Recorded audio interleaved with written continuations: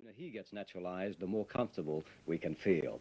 Now we turn to the Southern Division, where there were two games fascinatingly involving all four teams in the top four. When Juventus met Heidelberg, it was fourth versus third, with Juventus going into the game after their second 0-0 draw in 3 games, but after a run of 8 matches which saw them lose just once, and that was back in round 1. Heidelberg, as we saw in last week's programme, lost a big one against South Melbourne, which was no great disgrace, but it was their second loss in 3 matches. Carl Patterson reports.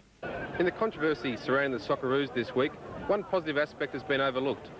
That locally produced players are at last making up big numbers of the national team. On show today are 2 of the 7 players added to Frank Arok's squad. Mike Peterson, the Juventus midfielder, and Jeff Olver, the Heidelberg goalkeeper, both of whom learned their soccer in the Victorian junior ranks. With such local talent available, the Socceroos no longer have to rely solely on imported players, whose true allegiances and patriotism sometimes lie with countries other than Australia.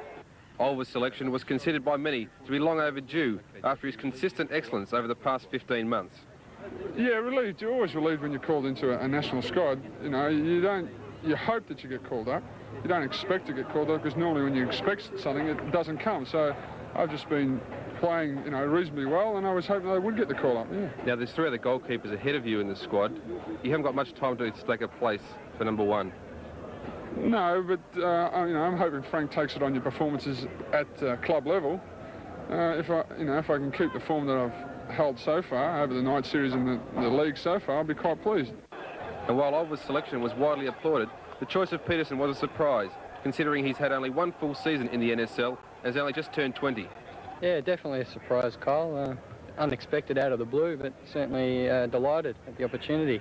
Now, you've only had 1 full season in the NSL. How quickly has this come upon you, this selection? Yeah, well, I don't know whether I'm ready for it or not. I'll just have to wait and see, and it'll tell when I go into the training camps. But I'm confident, and I think I can handle it.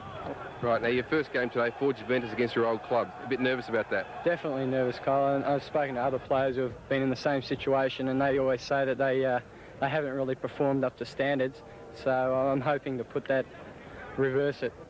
For the battle against his old club, Peterson had some useful midfield allies in Richard Miranda and Paul Way. This trio had a clear advantage in the first half, as Heidelberg seemed to miss George Christopoulos, who had played in defence to cover for the suspended Joe Angeli.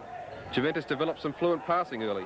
In the 5th minute, Peterson started a move to Campbell, whose pass found in Cantalupo, but the cross was cleared by Yankos.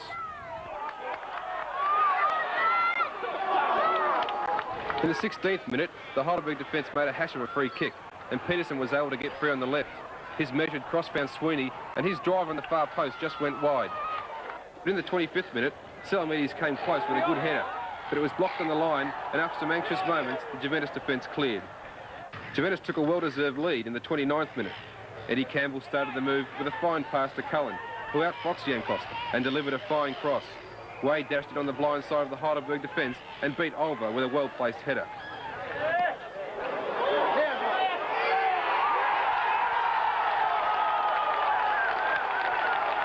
Juventus continued to dominate the play in midfield after half-time, with short, skillful passing, followed by incisive passes to the busy Cullen and Sweeney.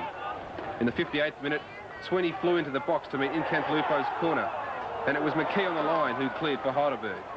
Juventus sealed the game in the 70th minute.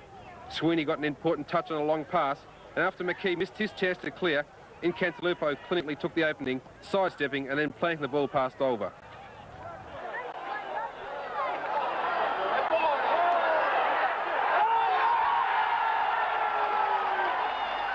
Juventus had plenty of openings and could have increased the lead. In the 88th minute, Peterson came face-to-face with his new Socceroo teammate, but Olver won the day. And the final score was Juventus 2, Heidelberg 0. Carl Patterson reporting from Olympic Park. Not too far away, at Middle Park, it was an even bigger tussle as first place South Melbourne met second place Croatia. In amongst another big crowd, your commentator was Laurie Schwab. So referee Bernie Upjohn preparing to kick off this match. Charlie Egan on the ball in the centre circle together with Doug Brown, and here's our referee Upjohn, and play gets underway. George Kaloyeros getting his first touch, and it's been a while since we've seen him in the senior team, in fact not since the night series. A bad ball going out of play early, and it's George Hanna in possession, the left back of Croatia. Turn back to the goalkeeper.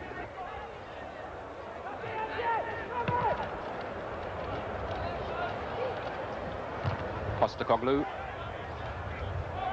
Headed on by Kanasoulis, but cleared by Hanna, and out's Ward. Ward turning. Nice pass out wide for Gojevic. Gojevic looking into the middle, and he to start the second half. No changes that I can see at the moment. And it's Tommy Cumming turning the ball back to his goalkeeper as play resumes.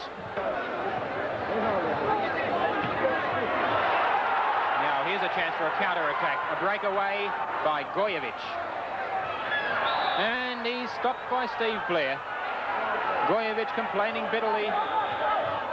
Steve Blair may get the yellow card for this because it was a